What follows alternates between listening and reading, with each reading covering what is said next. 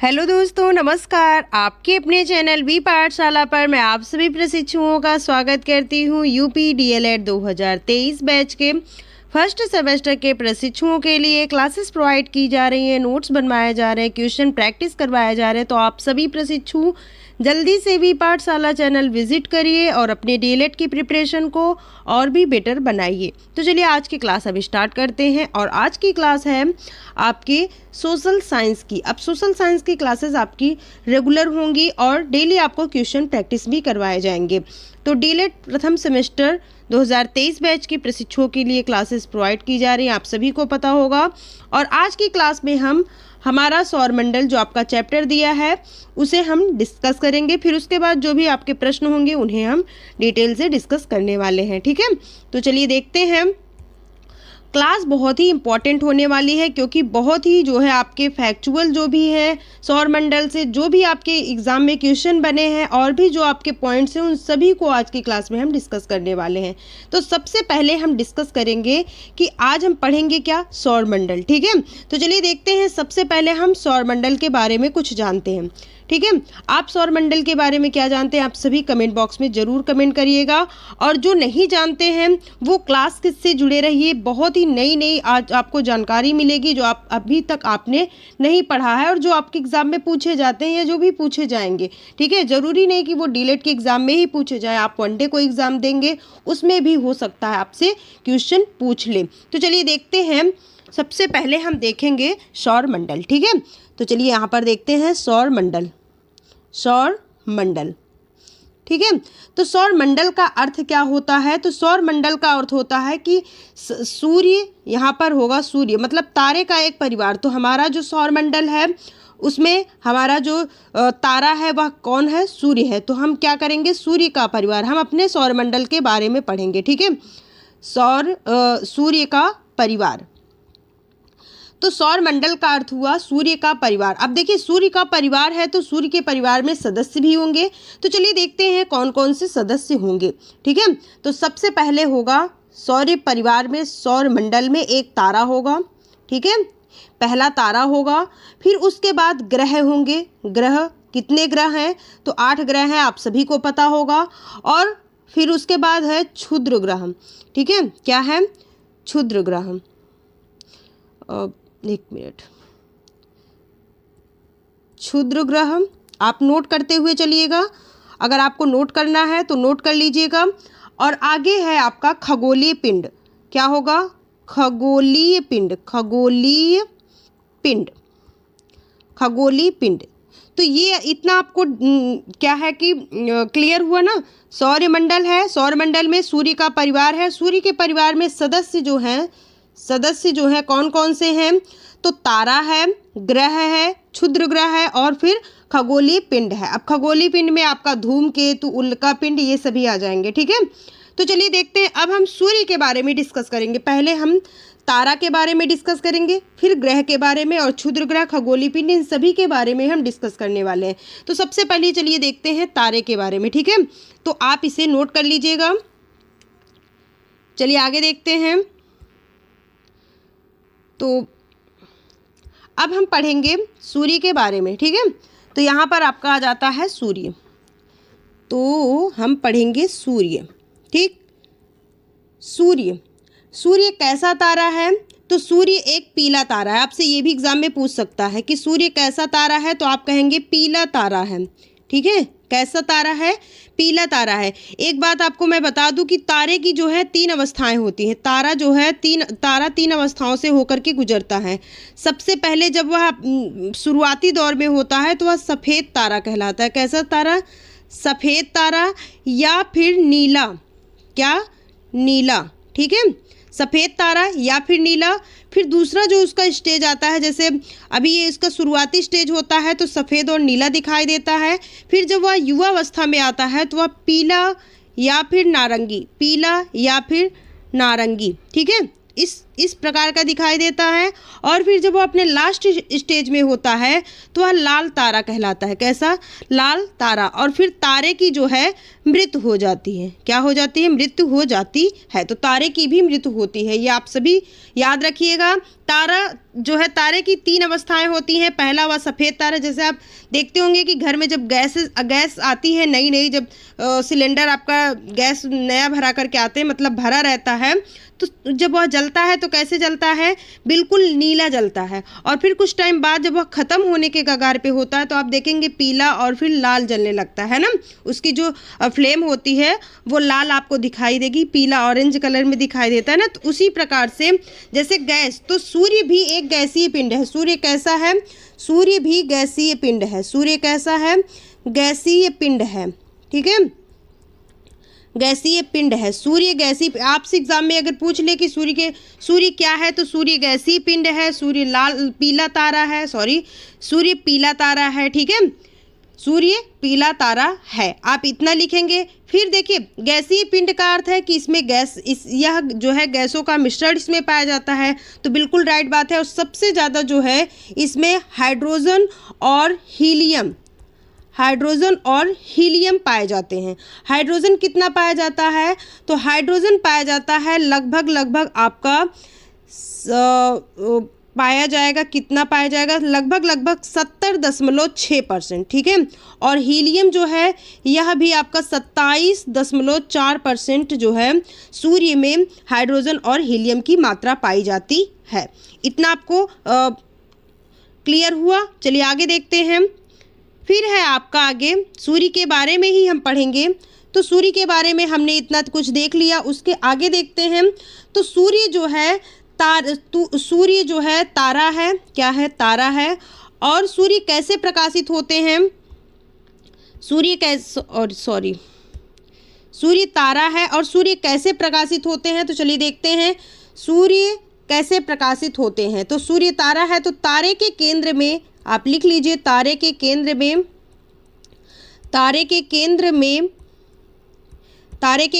में नाभिकीय संलयन की क्रिया होती है। क्या होती है? नाभिकीय संलयन की क्रिया होती है। नाभिकीय संलयन की क्रिया होती है, जिससे क्या होता है? हाइड्रोजन जो है वह हीलियम में बदलते हैं और अथाह जो है उष्मा निकलती है। ठीक है, हाइड्रोजन हीलियम में बदलते हैं। तो नाभिकीय संलयन की क्रिया में क्या होता है कि हाइड्रोजन हीलियम में बदलते हैं। और सूर्य हमें क्या करता है? तो सूर्य हमें उष्मा देता है। सूर्य हमें उष्मा या प्रकाश देते हैं। ठीक है, तो ये आप इतना नोट करते हुए चलिएगा।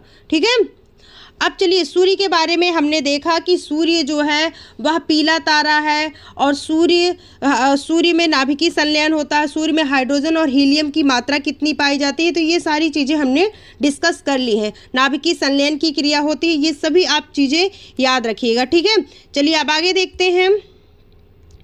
तो अगला है, फिर अभी सूर्य के बारे में थोड़ा और डिस्कस कर लेते हैं, हो सकता है और भी आपसे एग्जाम में पूछ ले। सूर्य जो है सूर्य में गुरुत्वाकर्षण अधिक है। सूर्य में क्या है? गुरुत्वाकर्षण अधिक है। गुरुत्वाकर्षण अधिक है। ठीक है, ये भी आप नोट कर लीजिए। इसीलिए जो 8 ग्रह हैं, क्षुद्र ग्रह, उल्कापिंड, ये सभी इनके चारों तरफ क्या करते हैं? चक्कर लगाते हैं। ठीक है, इसलिए लिख लीजिए, इसीलिए 8 ग्रह और क्षुद्र ग्रह, उल्कापिंड, ये सभी क्या करते हैं? इनका चक्कर लगाते हैं। क्या करते हैं? चक्कर लगाते हैं। ठीक है, चक्कर लगाते हैं। तो इतना आपके पास जो है सूर्य के बारे में जानकारी हुई।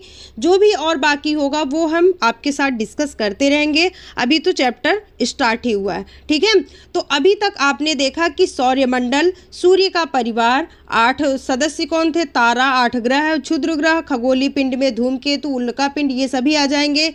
फिर तारे के केंद्र में नाभिकीय संलयन की क्रिया हो रही है। हाइड्रोजन जो है वो हीलियम में कन्वर्ट हो रहे हैं, ये आपने देखा। ठीक है, जहाँ से ऊष्मा मिलती है सूर्य को, और सूर्य हमें प्रकाश व ऊष्मा देते हैं।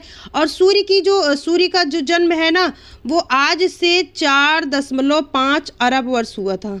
अरब वर्ष इनका जन्म हुआ था सूर्य का। ठीक है, ये भी अगर आप नोट करना चाहते हैं तो नोट कर लीजिए कि 4.5 अरब वर्ष पूर्व सूर्य का जन्म हुआ था। सूर्य पीला तारा है। सूर्य में गुरुत्वाकर्षण अधिक है, जिसके कारण 8 ग्रह, क्षुद्र ग्रह, उल्कापिंड, ये सभी इनके चक्कर लगाते हैं। ठीक है, इतना आपको सफिशियंट होगा सूर्य से। चलिए आगे देखते हैं। तो आगे जो पॉइंट्स हैं आपके सूर्य या फिर और भी जो आपके रिलेटेड हैं, एक इम्पॉर्टेंट पॉइंट और है आपके सूर्य के बारे में। तो सूर्य की जो रोशनी होती है ना, सूर्य का जो प्रकाश होता है, सूर्य का प्रकाश पृथ्वी तक कितने टाइम तक पहुंचता है? तो पृथ्वी तक कितने टाइम तक पहुंचता है? 8 मिनट। ये भी आप याद रखिएगा, 8 मिनट तक। ठीक है, 8 मिनट में जो सूर्य का प्रकाश है वो पृथ्वी पर पहुंच जाता है। ठीक है, और सूर्य जो है आकाश गंगा के केंद्र, सूर्य क्या करता है? सूर्य आकाश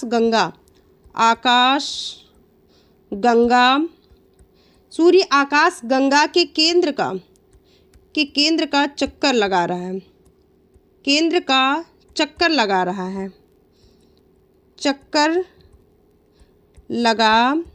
है। जिस प्रकार पृथ्वी और 8 ग्रह जो है वो सूर्य की चक्कर लगाते हैं, उसी प्रकार सूर्य जो है वह आकाश गंगा के केंद्र का चक्कर लगा रहा है। और यह जो चक्कर है वह कितने टाइम में पूरा होता है? तो यह चक्कर 25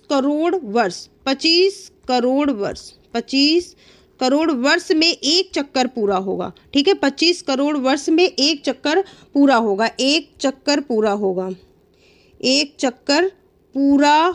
ठीक है, एक चक्कर पूरा होगा। इतना आपको समझ में आया?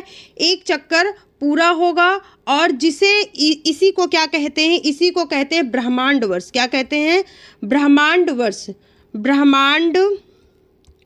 वर्ष। आपसे एग्जाम में अगर पूछ ले कि ब्रह्मांड वर्ष कितना है, तो 25 करोड़ वर्ष की सूर्य आकाश गंगा के केंद्र का चक्कर 25 करोड़ वर्ष में एक चक्कर पूरा करता है, जिसे ब्रह्मांड वर्ष कहते हैं। और ये कैसे चक्कर लगाता है? तो पश्चिम से पूर्व की ओर। कैसे?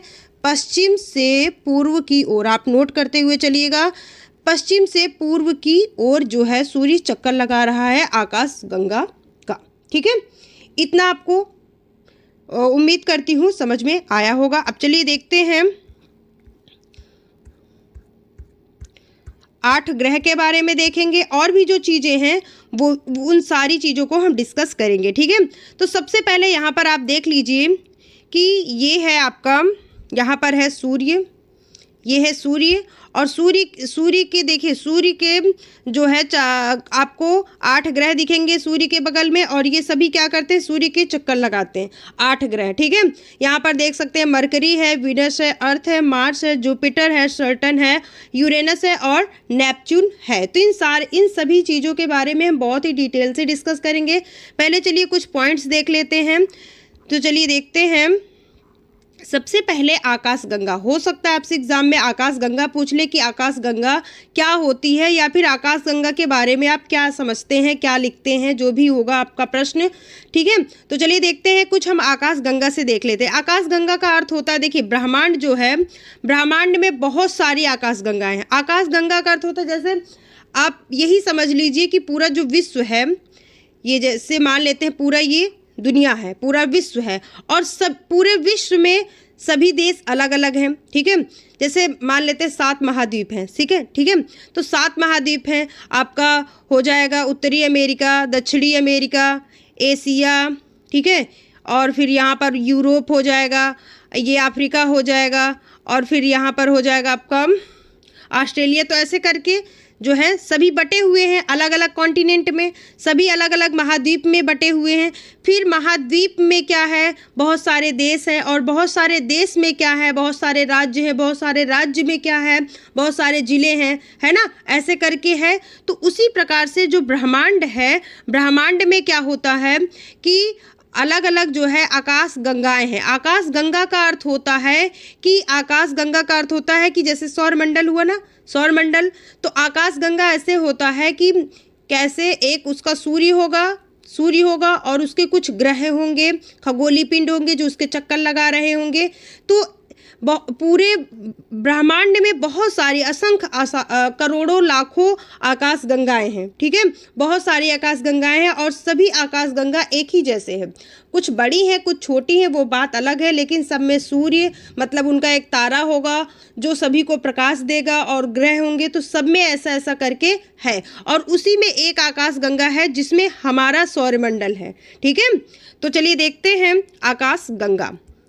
तो करोड़ों तारामंडल मिलकर एक आकाश गंगा गैलेक्सी का निर्माण करते हैं, ठीक है। करोड़ों तारामंडल मंदाकिनी आकाश गंगा में हमारा सौरमंडल मंदाकिनी आकाश गंगा, ठीक है। मंदाकिनी आकाश गंगा में हमारा सौरमंडल स्थित है। जैसे हमारा देश किस कॉन्टिनेंट में है, तो हम कहते हैं एशिया में। उसी प्रकार बहुत सारे आकाश गंगा हैं और हमारा जो सौरमंडल है वो मंदाकिनी आकाश गंगा में है। किसमें? मंदाकिनी में है। किसमें है? मंदाकिनी में है। तो हमारा सौरमंडल, यही आपसे एग्जाम में पूछ सकता है कि हमारा सौरमंडल किस मंदाकिनी में है, किस आकाश गंगा में है, तो मंदाकिनी आकाश गंगा में है। आप ये जो आपके एग्जाम में पूछे जाते वही आपको पढ़ाया जाएगा और बहुत ही इंपॉर्टेंट सेशन होने वाला है, क्लास के अंत तक जुड़े रहिएगा। यह सर्पिलाकार है। जो मंदाकिनी है वह कैसी है? सर्पिलाकार है। आपसे एग्जाम में पूछ सकता है। आप एक्स्ट्रा पॉइंट में लिख भी सकते हैं, ऐसा नहीं है कि जो पूछा जाए वही, थोड़ा बहुत आप अपने से भी लिख सकते हैं। इसमें रात्रि के समय आकाश में तारों के समूह की एक दुधिया पट्टी सी दिखाई देने वाली जो मेखला होती है उसे ही क्या कहते हैं? मिल्की वे कहते हैं। लाखों आकाश गंगा मिलकर ब्रह्मांड का निर्माण करती हैं। क्या करते हैं? लाखों आकाश गंगाएं मिलकर के ब्रह्मांड का निर्माण करती हैं और हम सभी इसी ब्रह्मांड का हिस्सा है। क्या है? हम सभी इसी ब्रह्मांड का हिस्सा है और ब्रह्मांड का विस्तार लगातार बढ़ता चला जा रहा है। चलिए आगे देखते हैं। तो आकाश गंगा हमने डिस्कस किया बहुत ही शॉर्ट शब्दों में, ठीक है। अब आगे देखते हैं। आगे है सौरमंडल, जो आपका इंपॉर्टेंट है, आपका चैप्टर ही है सौरमंडल, ठीक है। तो सूर्य के चारों ओर अंडाकार मार्गों के सहारे उसकी परिक्रमा करने वाले ग्रहों, उपग्रहों, पुच्छल तारों, उल्काओं तथा क्षुद्र ग्रहों के सम्मिलित समूह को सौरमंडल कहते हैं। तो सूर्य के चारों ओर अंडाकार मार्ग के सहारे उसकी परिक्रमा, सूर्य के चारों ओर परिक्रमा करने वाले जो ग्रह हैं, उपग्रह हैं, पुच्छल तारे हैं, उल्काएं हैं, क्षुद्र ग्रह हैं, उन सभी को क्या कहते हैं? सौरमंडल। अभी हमने आपके साथ डिस्कस किया था ना कि सौरमंडल का सदस्य कौन है? सूर्य था। उसका परिवार कौन था? सूर्य था। ग्रह थे, उपग्रह थे, पुच्छल तारे, उल्का पिंड, खगोलीय पिंड, वो सभी उसी में आ जाते हैं, ठीक है। तो हमारा सौरमंडल आकाशीय पिंडों का एक समुच्चय है जिसके केंद्र में क्या है? सूर्य है। तो सौरमंडल का जो मुखिया होता है, सौरमंडल का जो केंद्र बिंदु होता है वो कौन होता है? सूर्य होता है, ठीक है। चलिए आगे देखते हैं। सूर्य के अलावा पृथ्वी सहित 8 ग्रह, उपग्रह, क्षुद्रग्रह, उल्काएं, प्लाज्मा आदि सौरमंडल में सम्मिलित होती हैं। इतना आपको समझ में आया। चलिए आगे देखते हैं। तारा। तो यहाँ पर है तारा, ऐसे खगोलीय पिंड जो लगातार प्रकाश एवं उष्मा उत्सर्जित करते हैं, तारा कहलाते हैं। सूर्य भी एक तारा है जो पृथ्वी के नज़दीक होने के कारण अधिक बड़ा दिखाई देता है। तो तारा क्या होता है? ऐसा खगोलीय पिंड जो लगातार प्रकाश एवं उष्मा उत्सर्जित करते हैं, तारा कहलाते हैं। जो गैसीय पिंडों से मिलकर के बने होते हैं, जिनमें नाभिकीय संलयन की क्रिया होती है, जो हाइड्रोजन होते हैं वो हीलियम में कन्वर्ट होते रहते हैं। सूर्य भी एक प्रकार का तारा है जो पृथ्वी के नज़दीक होने के कारण अधिक बड़ा दिखाई देता है, वरना सूर्य से भी बड़े बड़े तारे हैं।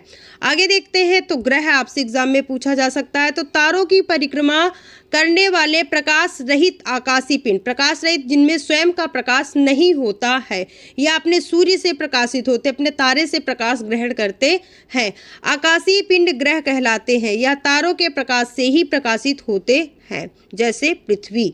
आगे देखते हैं। तो आगे है उपग्रह। उपग्रह होता है कि ग्रहों की परिक्रमा, ठीक है, ग्रहों की, जैसे पृथ्वी का चक्कर कौन लगा रहा है? चंद्रमा। कौन लगा रहा है? चंद्रमा। तो पृथ्वी का उपग्रह कौन हुआ? चंद्रमा। तो ग्रहों की परिक्रमा करने वाले छोटे आकार के आकाशीय पिंड को क्या कहते हैं? उपग्रह कहते हैं, जैसे चंद्रमा। ठीक है, आगे देखते हैं। तो आगे है क्षुद्र ग्रह। क्या है? क्षुद्र ग्रह। तो बृहस्पति तथा मंगल ग्रह की कक्षा के बीच चक्कर लगाने वाले अत्यंत छोटे पिंड को क्षुद्र ग्रह कहते हैं। क्या कहते हैं? क्षुद्र ग्रह कहते हैं। अब चलिए हम देखते हैं 8 ग्रहों के उल्का पिंड को देख लेते हैं, फिर 8 ग्रह के बारे में बहुत ही डिटेल से पढ़ने वाले। ठीक है, उल्का पिंड क्या होता है? तो आकाश में कभी कभी एक ओर से दूसरी ओर अत्यंत वेग से यहाँ पर है जाते हुए अथवा पृथ्वी पर गिरते हुए जो पिंड जलते हुए यहाँ पर रहेगा, जलते हुए अथवा पृथ्वी पर गिरते हुए जो पिंड दिखाई देते हैं उन्हें उल्का या साधारण बोलचाल में टूटे हुए तारे कहते हैं। उल्का को ही टूटा हुआ तारा कहा जाता है, और जो उसका पार्ट पृथ्वी पर आकर के गिरता है उसे उल्का पिंड कहते हैं। क्या कहते हैं? उल्का पिंड कहते हैं। चलिए आगे देखते हैं। तो अब हम देखेंगे ग्रहों के बारे में, एक एक ग्रह के बारे में डिटेल से पढ़ेंगे। उससे पहले कुछ हम और आपके साथ डिस्कस कर लेते हैं। तो चलिए देखते हैं। सबसे पहले यहाँ के ये क्या है? सन। और फिर उसके बाद जो है आपके ग्रह हैं, यहाँ पर है सन, और फिर देखिए यहाँ पर है आपके ग्रह। ठीक है, तो कौन कौन से होंगे? सबसे पहले होता है आपका बुध, शुक्र, पृथ्वी, मंगल। ठीक है, फिर उसके बाद क्षुद्र ग्रहों की पेटी पाई जाती है। यहाँ पर छोटे छोटे क्षुद्र ग्रह पाए जाते हैं, क्षुद्र ग्रहों की पेटी पाई जाती है। फिर उसके बाद होगा आपका बृहस्पति, शनि, अरुण, वरुण। ठीक है, तो ये आपके 8 ग्रह हैं। अब देखिए 8 ग्रह हैं। यहाँ पर है बुध, शुक्र, पृथ्वी, मंगल, मार्स। ठीक है, और ये है क्षुद्र ग्रहों की पेटी, क्षुद्र ग्रह की पेटी। क्या है? क्षुद्र ग्रहों की पेटी। ये जो है ये क्षुद्र ग्रहों की पेटी है। और ये है आपका जुपिटर। ठीक है, फिर ये है आपका शनि, अरुण, वरुण। ठीक है, तो चलिए देखते हैं। तो इसके बारे में कुछ आपका इंपॉर्टेंट पॉइंट है जो आपसे एग्जाम में पूछा जा सकता है कि आंतरिक ग्रह कौन कौन से होते हैं। तो देखिए ये जो 4 ग्रह हैं क्षुद्र ग्रह के पहले के, सूर्य के बगल में बुध, शुक्र, पृथ्वी, मंगल, तो ये 4 ग्रह जो हैं यह आंतरिक ग्रह कहलाते हैं। क्या कहलाते हैं? आंतरिक ग्रह। आंतरिक ग्रह याद रखिएगा, क्या कहलाते हैं? आंतरिक ग्रह कहलाते हैं। और फिर क्षुद्र ग्रह के बाद के जो 4 आपके ग्रह हैं इन्हें क्या कहा जाता है? इन्हें बाह्य ग्रह कहा जाता है। क्या कहा जाता है?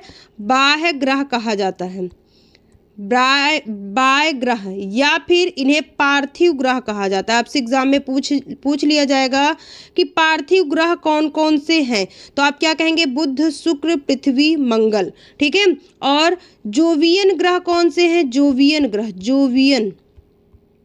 जोवियन ग्रह। तो जोवियन ग्रह क्षुद्र ग्रह के बाद के हैं, कौन से हैं? जुपिटर है आपका, बृहस्पति है, शनि है, अरुण है, वरुण है। ये 4 ग्रह जो हैं यह जोवियन ग्रह या फिर बाह्य ग्रह कहलाते हैं। जो और सूर्य के बगल के जो 4 ग्रह हैं उन्हें आंतरिक ग्रह कहा जाता है। तो देखिए यहाँ पर आपसे ये भी पूछा जा सकता है कि आंतरिक ग्रह की विशेषता या फिर आंतरिक ग्रह और बाह्य ग्रह के बारे में कुछ बताइए। तो आंतरिक ग्रह जो है वो पार्थिव ग्रह है, वो सूर्य के पास में है। देखिए ये पास में है, ये पास है। ठीक है, क्या है? पास में है। और जो जोवियन ग्रह है वो कहाँ पर है? वो दूर है। वो कैसे है? दूर है। देखिए ये दूर है ना, और ये पास है। ठीक है, जब ये पास होंगे तो इनका ताप भी अधिक होगा, तो इनका ताप भी अधिक है, टेम्परेचर क्या है? अधिक है। और इनका तापमान जो है, इनका तापमान क्या होता है? तो इनका तापमान जो है वो कम होगा, तापमान कम होगा। ठीक है, आप नोट करते हुए चलिएगा, यहाँ पर जगह नहीं है, मैं बोल रही हूँ। ठीक है, अब इनके पास वायुमंडल है। इनके पास क्या होगा? आंतरिक ग्रह के पास वायुमंडल है और बाह्य ग्रह के पास वायुमंडल नहीं है। ठीक है, और सूर्य के पास जो आंतरिक ग्रह हैं, जो 4 ग्रह हैं, उनका गुरुत्वाकर्षण कम होगा, जबकि जो दूर के जो ग्रह हैं, जो बाह्य ग्रह हैं, जो आपके जुपिटर है, शनि है, अरुण, वरुण है, इनके पास गुरुत्वाकर्षण अधिक होगा। ठीक है, और इन ग्रहों का आकार जो है यह छोटा है और इन ग्रहों का आकार बड़ा है। आंतरिक ग्रह के आकार जो है छोटे हैं और बाह्य ग्रह के आकार जो हैं वह बड़े हैं। तो ये था आपका आंतरिक और बाह्य ग्रह के बारे में इंपॉर्टेंट फैक्ट, आप नोट करते हुए चलिएगा। चलिए आप देखते हैं आपका 8 ग्रह के बारे में पढ़ेंगे बहुत ही डिटेल से, ठीक है। तो सबसे पहले हम बुध के बारे में देखेंगे। तो बुध को इंग्लिश में कहा जाता है मरकरी। कभी कभी आपसे एग्जाम में मरकरी भी पूछ लेगा लिख करके, या फिर बुध, या फिर आपसे वाणिज्य, क्या वाणिज्य एवं निपुणता का ग्रह, क्या वाणिज्य एवं निपुणता का ग्रह भी इसे कहा जाता है, ठीक है। नोट करते चलिए। वाणिज्य एवं निपुणता का ग्रह बुध ग्रह को कहते हैं। सूर्य, बुध ग्रह जो है वह सूर्य के सबसे नजदीक ग्रह है, ठीक है। बुध, पहला बुध ही तो है ना, और सूर्य बुध की दूरी 5.8 करोड़ किलोमीटर है।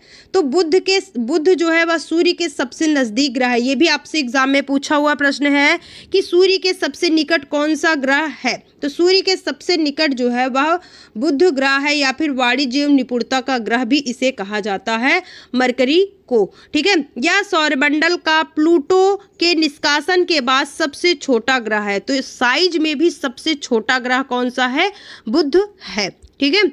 आगे देखते हैं अगला पॉइंट। इसका व्यास कितना है, तो इसका व्यास है 4880 किलोमीटर। कितना है, 4880 किलोमीटर। और इसका घनत्व जो है वह 5.5 ग्राम घन सेंटीमीटर है, प्रति घन सेंटीमीटर है।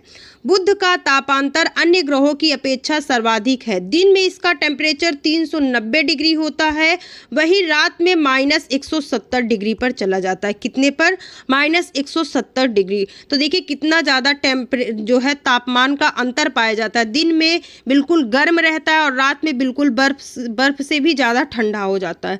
तो देख सकते हैं यहाँ पर कि बुध का तापांतर अन्य, आपसे एग्जाम में ये पूछ सकता है, इसकी विशेषता है कि किस ग्रह का तापांतर अधिक है। तो आप कहेंगे कि बुध का तापांतर अन्य ग्रहों की अपेक्षा अधिक है, क्योंकि दिन में 390 या 400 के करीब होता है, वहीं रात में 200 के करीब जो है माइनस में चला जाता है, 170 सेंटीग्रेड पहुंच जाता है।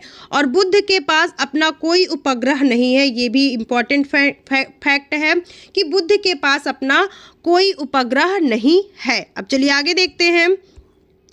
तो अगला है दूसरा आपका ग्रह कौन सा है, शुक्र ग्रह है, ठीक है, वेनस, ठीक है। तो चलिए देखते हैं। यह पृथ्वी से बुध के बाद शुक्र का नंबर आता है। तो यह पृथ्वी से सर्वाधिक निकट का ग्रह है, क्योंकि देखिए बुध है, शुक्र है, फिर पृथ्वी है। तो देखिए पृथ्वी के बिल्कुल करीब में है शुक्र, तो इसलिए आपसे एग्जाम में प्रश्न भी बना है कि पृथ्वी के सर्वाधिक निकट कौन सा ग्रह है, तो कौन सा है, शुक्र है। यह पृथ्वी से सर्वाधिक निकट का ग्रह है, जिसकी दूरी पृथ्वी से लगभग 4 करोड़ किलोमीटर है। कितना है, 4 करोड़ किलोमीटर है। और शुक्र को पृथ्वी की बहन कहते हैं। क्या कहते हैं, शुक्र को पृथ्वी की बहन कहते हैं। और शुक्र को सुंदरता की देवी भी कहते हैं। सुंदरता की देवी भी शुक्र को ही कहते हैं। किसको कहते हैं, शुक्र को कहते हैं सुंदरता की देवी, ठीक है। शुक्र को पृथ्वी की बहन भी कहते हैं। और यह सौरमंडल का सर्वाधिक तापमान वाला ग्रह है। सबसे ज़्यादा टेम्परेचर शुक्र का ही होता है, जिसका तापमान 475 डिग्री सेंटीग्रेड है। कितना है, 475 डिग्री सेंटीग्रेड। देखिए बुध तो गर्म होता है लेकिन रात में ठंडा हो जाता है, लेकिन इसका जो टेम्परेचर है वह अधिक है। अगला पॉइंट है कि सूर्य के आकाश को परिवर्तित करने की क्षमता 70% होने के कारण शुक्र सौरमंडल का सर्वाधिक चमकीला ग्रह है। इसे भोर का तारा भी कहते हैं। सांझ का तारा, भोर का तारा शुक्र को ही कहा जाता है। चमकीला ग्रह भी इसे कहते हैं। अगला पॉइंट है कि शुक्र पर सक्रिय ज्वालामुखी पाए जाते हैं, जिसके कारण इसके वायुमंडल में सल्फर डाइऑक्साइड के घने बादल पाए जाते हैं। तो शुक्र पर जो है वह सक्रिय ज्वालामुखी भी पाए जाते हैं। आगे देखते हैं शुक्र के बारे में कि शुक्र अपने अक्ष पर विपरीत दिशा में अर्थात पूर्व से पश्चिम यानी घड़ी की सुई के अनुरूप घूर्णन करता है। शुक्र क्या करता है? पूर्व से पश्चिम, सभी पश्चिम से पूर्व की ओर चक्कर लगाते हैं, लेकिन यह क्या करता है? पूर्व से पश्चिम की ओर चक्कर लगाता है। और यह पृथ्वी से नज़दीक होने के कारण सुबह तथा शाम को दिखाई पड़ता है, इसलिए इसे सुबह का तारा तथा शाम का तारा, भोर का तारा और सांझ का तारा शुक्र को कहते हैं। ठीक है, चलिए आगे देखते हैं। शुक्र के पास अपना कोई उपग्रह नहीं है, न तो बुध के पास है और ना ही शुक्र के पास है। अब चलिए हम आगे देखते हैं पृथ्वी के बारे में। तो पृथ्वी जो है, पृथ्वी आकार में सौरमंडल का 5वां सबसे बड़ा तथा सूर्य से दूरी के क्रम में तीसरा ग्रह है। यह पृथ्वी का भूमध्य रेखीय व्यास 12755, ओ माय गॉड, यहाँ पर वैसे नहीं लिखा गया, ठीक है, तो है 12755.6 किलोमीटर। ठीक है, तो इतनी दूरी है। ठीक है, सूर्य से औसत दूरी 14.96 करोड़ किलोमीटर है। आगे देखते हैं, तो आगे है पृथ्वी का एकमात्र उपग्रह कौन सा है? चंद्रमा है, और इस ग्रह पर जीवों का अस्तित्व पाया जाता है। पृथ्वी के बारे में अगली क्लास में हम और भी डिटेल से डिस्कस करेंगे, क्योंकि पृथ्वी हमें अलग से पढ़ना है। ठीक है, चलिए अब देखते हैं मंगल। तो मार्स जो है, मंगल सौरमंडल से सूर्य से दूरी के क्रम में चौथे एवं आकार में 7वें स्थान पर आता है। इसे लाल ग्रह भी कहा जाता है। इसे क्या कहा जाता है? मंगल को लाल ग्रह कहा जाता है, या फिर युद्ध का देवता भी कहते हैं, युद्ध का देवता भी कहते हैं। मंगल के 2 उपग्रह फोबोस तथा डिमोस है। ये इंपॉर्टेंट है, हो सकता है आपसे एग्जाम में पूछ ले। फोबोस एवं डिमोस किसके उपग्रह हैं? तो मार्स के हैं, मंगल के उपग्रह हैं।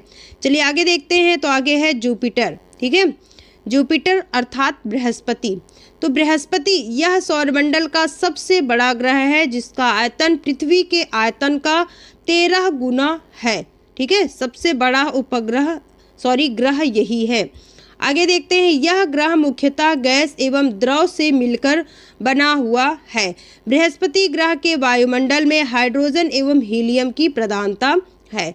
बृहस्पति में ठोस सतह का अभाव है एवं इसके भूगर्भिक इतिहास के बारे में जानकारी नहीं है, परंतु इस ग्रह के उपग्रह ठोस पिंड हैं। आगे देखते हैं, आगे है इस ग्रह से 79 ज्ञात उपग्रह में से 4 बड़े उपग्रह लो, यूरोपा, गैनीमीड एवं कैलिस्टो है, जिन्हें गैलीलियन सैटेलाइट कहा जाता है। क्या कहा जाता है? गैलीलियन सैटेलाइट कहा जाता है। और गैनीमीड सौरमंडल का सबसे बड़ा उपग्रह है। गैनीमीड जो है वह सौरमंडल का सबसे बड़ा उपग्रह है। चलिए आगे देखते हैं, नेक्स्ट है शनि, सैटर्न। तो शनि को देखते हैं, तो शनि को कहते हैं कृषि का देवता। क्या कहते हैं? कृषि का देवता, कृषि का देवता। ठीक है, चलिए देखते हैं, फिर आगे है आपका शनि को क्या कहते हैं? कृषि का देवता, कृषि का देवता। ठीक है, शनि सौरमंडल का दूसरा सबसे बड़ा ग्रह है। इसका औसत व्यास जो है वह है 12,0660 किलोमीटर है। सूर्य से शनि की औसत दूरी 143.4 करोड़ किलोमीटर है। शनि सूर्य की एक परिक्रमा 29.5 वर्षों में पूरा करता है। शनि की प्रमुख विशेषता इसके चारों ओर पाए जाने वाले लच्छे हैं। तो शनि जो है ना, शनि के चारों ओर क्या पाए जाते हैं? लच्छे। जैसे ये शनि है तो इसके चारों ओर ऐसे ऐसे लच्छे पाए जाते हैं। तो शनि की प्रमुख विशेषता इसके चारों ओर पाए जाने वाले लच्छे हैं। यह आकाश में पीले तारे के समान दिखाई पड़ता है। शनि जो है वह पीले तारे के समान दिखाई पड़ता है। शनि के उपग्रहों की संख्या 82 है। टाइटन इसका सर्वाधिक बड़ा उपग्रह है। टाइटन जो है इसका सर्वाधिक बड़ा उपग्रह है और कितने 82 उपग्रह है, तो सबसे ज़्यादा जो है वह शनि के उपग्रह पाए जाते हैं। आगे देखते हैं, सौरमंडल में शनि एकमात्र उपग्रह है जिसे अपना वायुमंडल है। तो सौरमंडल में शनि एकमात्र उपग्रह है जिसमें अपना वायुमंडल है। सभी ग्रहों में से इस ग्रह का घनत्व न्यूनतम है। इसका घनत्व जल से भी कम है, क्योंकि इसे जल में अगर रखेंगे ना तो यह जल में क्या करेगा, शनि क्या करने लगेगा, तैरने लगेगा। इसका घनत्व जो है वह जल से भी कम है, ये इम्पॉर्टेंट है। आगे देखते हैं, अगला है अरुण, 7वां यूरेनस। यह एक शीत ग्रह है जिसके वायुमंडल में मीथेन की प्रधानता है। यह ग्रह अपने कक्ष तल के साथ मात्र 8 डिग्री पर झुका है, अतः सभी ग्रह घूर्णन करते हैं। यह ग्रह लुढ़कता हुआ प्रतीत होता है या फिर लेटा हुआ प्रतीत होता है। इस ग्रह का प्रकाश हरे रंग का दिखाई देता है, इसलिए इसे लेटा ग्रह कहते हैं। लेटा ग्रह या फिर हरित ग्रह भी कहते हैं, क्योंकि यह हरा दिखाई देता है। चलिए आगे देखते हैं, तो अगला है लास्ट आपका वरुण। तो वरुण जो है नेपच्यून, वरुण एवं अरुण ग्रह को जुड़वा ग्रह कहा जाता है, क्योंकि इन ग्रहों के आकार में समानता पाई जाती है। मीथेन की अधिकता के कारण वरुण ग्रह का प्रकाश हरा प्रतीत होता है। क्या होता है, हरा प्रतीत होता है। इसके वायुमंडल में पृथ्वी के आकार का धब्बा पाया जाता है, जिसे विशाल काला धब्बा कहा जाता है। तो आज की क्लास में हमने सौरमंडल, आकाशगंगा और भी जो आपके ग्रह थे, क्षुद्र ग्रह, उन सभी को आज की क्लास में हमने डिस्कस किया। क्लास आपको कैसी लगी जरूर कमेंट बॉक्स में कमेंट करिएगा। क्लास अच्छी लगी हो तो क्लास को लाइक करिए, शेयर करिए और चैनल को जरूर से जरूर सब्सक्राइब कर लीजिए, बेल आइकन प्रेस कर लीजिए, ताकि मैं कोई भी वीडियो अपलोड करूँ तो नोटिफिकेशन आपके पास जल्द से जल्द पहुँच जाए। तो क्लास से जुड़ने के लिए, चैनल से जुड़ने के लिए और क्लास के अंत तक बने रहने के लिए सभी प्रशिक्षुओं को धन्यवाद। Thanks for watching.